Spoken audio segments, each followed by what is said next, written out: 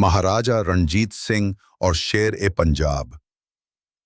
महाराजा रणजीत सिंह का भारत के स्वतंत्रता संग्राम में प्रत्यक्ष रूप से योगदान नहीं था, क्योंकि वे 19वीं शताब्दी की शुरुआत में सक्रिय थे, जबकि भारत का स्वतंत्रता आंदोलन मुख्य रूप से 1857 के बाद शुरू हुआ।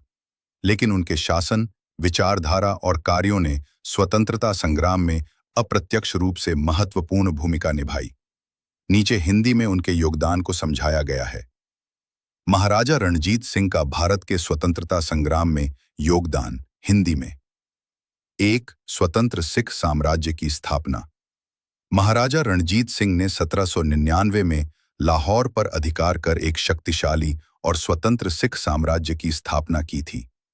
उनका शासन अंग्रेजों के प्रभाव से पूरी तरह मुक्त था।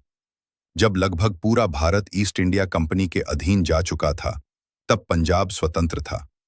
2. अंग्रेजों से संघर्ष और विरोध। रणजीत सिंह ने अपने जीवन काल में अंग्रेजों के साथ किसी तरह की संधि तो की, लेकिन उन्हें कभी पंजाब में घुसने नहीं दिया। उन्होंने अंग्रेजों को पंजाब की सीमाओं से बाहर ही रखा। ये भारत में ब्रिटिश विस्तार के खिलाफ एक बड़ी बाधा थी। 3. धर्मनिरपेक्ष शासन।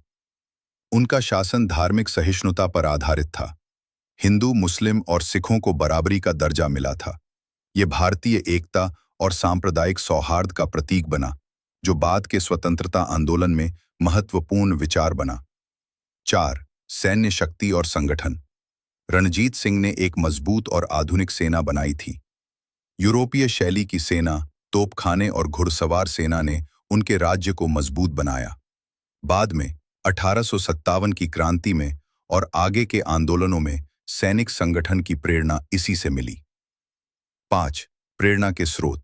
हालांकि रणजीत सिंह का निधन 1839 में हो गया था, लेकिन उनके शासन की स्वतंत्रता, दृढ़ता और धर्मनिरपेक्षता स्वतंत्रता सेनानियों के लिए प्रेरणा का स्रोत बनी।